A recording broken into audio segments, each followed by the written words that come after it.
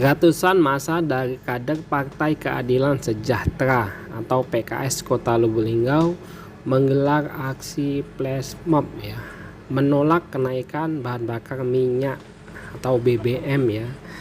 Ini dilakukan pada hari Sabtu 10 September 2022 dan sekarang ini pukul 8.30 WIB, dan aksi ini dilaksanakan dari Masjid Baitul A'la ya, menuju simpang lampu merah Lapter ya, tepatnya di Kelurahan Tabak Pingin, Kecamatan Lubuk Linggau Selatan. Ini bisa kita lihat kader PKS atau ibu-ibu PKS ya, dan ini nampak Pak Suhada Ketua DPD, dan ini Agus Hadi dan Bapak Mayaismo selaku anggota DPRD Kota Lubuk Linggau. Dari fraksi PKS DPRD Kota Lubuk Linggau secara resmi memang melakukan penolakan terhadap kenaikan harga BBM.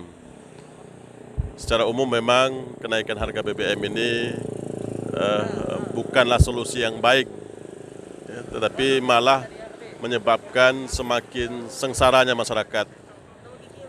Kenaikan harga BBM berdampak luas, ya, baik dari sisi ekonomi ataupun dari sisi sosial kemasyarakatan. Prinsipnya adalah kita dari lembaga legislatif, anggota DPR, DPRD se-Indonesia akan terus memperjuangkan ini sampai dengan kemudian pemerintah kembali, ya, menetapkan harga BBM seperti semula. Kita mendoakan, berharap masyarakat bisa mendoakan kami agar perjuangan kami ini bisa berhasil untuk kembali menurunkan atau memposisikan harga BBM seperti semula. Terima kasih. Di Tabak Pingin ya. Tabak Pingin mulai dari Baitul A'la tadi startnya sampai di lampu merah ini. Aksi kami hari ini merupakan kecintaan kami kepada bangsa dan negara ini. Karena kata Rasulullah itu kan, tidak beriman seseorang di antara kamu sebelum kamu mencintai saudaramu seperti kamu mencintai dirimu sendiri. Bagaimana kecintaan kita kepada bangsa dan negara serta rakyat Indonesia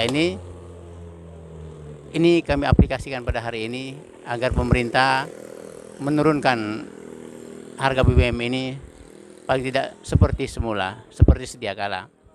Karena banyak rakyat Indonesia ini sedang dalam keadaan menjerit sekarang ini. Ini bukti kecintaan kami kepada bangsa dan negara serta rakyat Indonesia. Assalamualaikum warahmatullahi wabarakatuh.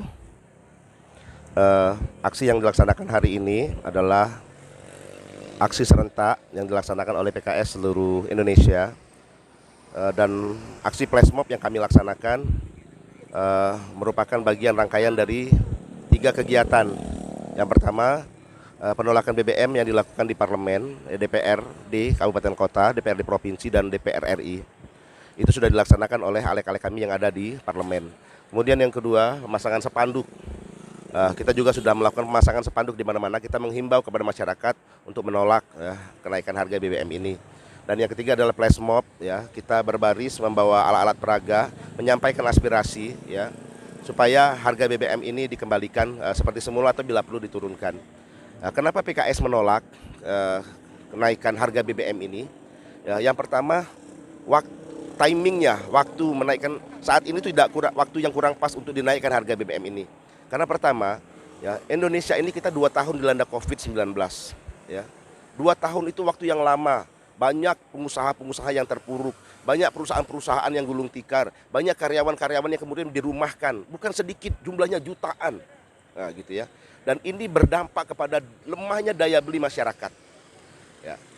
Baru saat ini ekonomi kita ini akan bangkit, ekonomi masyarakat ini akan bangkit. Kita sudah dilanda lagi juga dengan kenaikan minyak goreng, ya, krisis minyak goreng. Bayangin, ya. Minyak goreng itu kebutuhan primer, banyak pengusaha-pengusaha kita yang menggunakan minyak goreng. Ya. Baru selesai juga minyak goreng, ini dilanda lagi dengan kenaikan harga BBM, lumayan 30,7%. Ya. Kapan rakyat Indonesia ini akan bangkit kalau pemerintah terus-terus saja mengambil kebijakan tidak mampu mengkondisikan, ya. Kalau seperti ini, rakyat ini tambah sengsara. Ya, maka 3 alasan ini menjadi alasan kuat bagi kita untuk memohon kepada pemerintah, tolong kembalikan harga BBM ini atau bila perlu turunkan, ya. Karena waktunya tidak pas pemerintah menaikkan ini.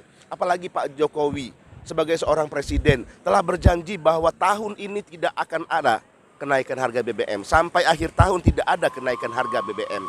Tapi apa? Ternyata baru sampai di bulan September ini, ya, pemerintah telah menaikkan harga BBM.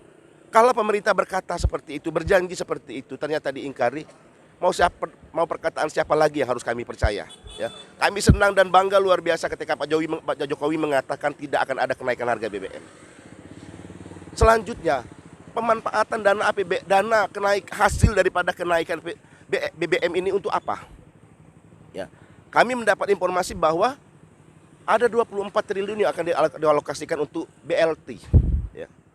BLT ini Pak Jokowi sendiri mengatakan bahwa beliau tidak setuju dengan BLT ini, ya. Banyak video-videonya beredar, ya. Tapi ternyata Pak Jokowi sendiri sekarang memberikan BLT, ya.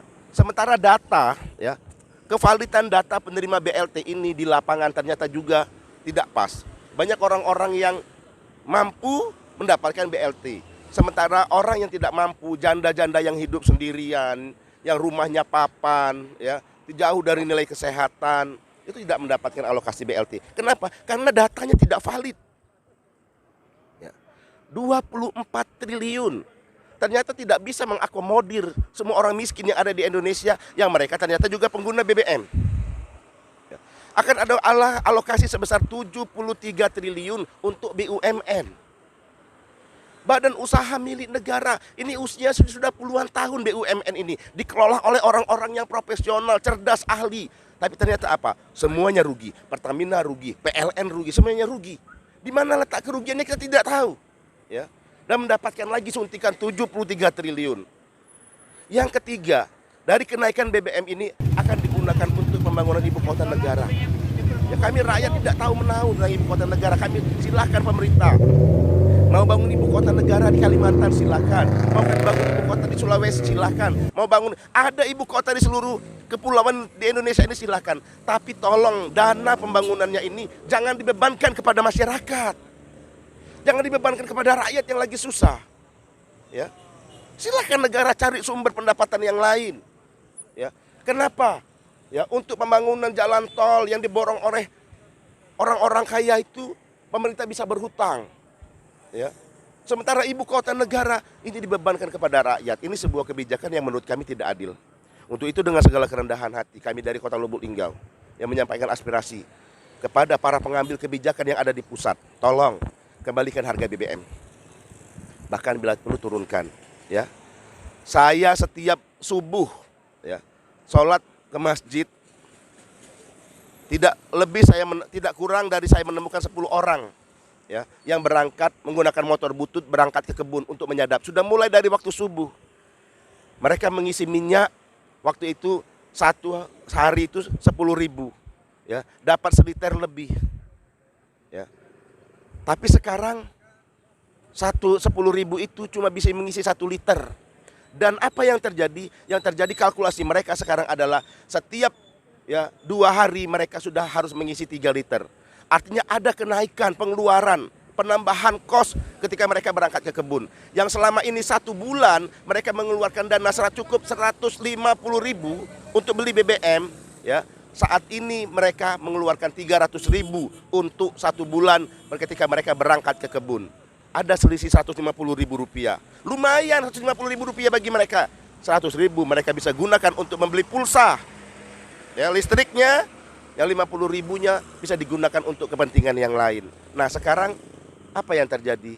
Apakah pemerintah memahami ini? Nah, jadi kami mengetuk pintu hati, sekali lagi mengetuk pintu hati para pengambil kebijakan khususnya Bapak Presiden Jokowi, tolong Pak kembalikan harga BBM, ya. Jangan bebankan pembangunan ibu kota negara untuk menghidupkan BUMN, ya, itu dibebankan kepada rakyat Indonesia. Terima kasih. Assalamualaikum warahmatullahi wabarakatuh.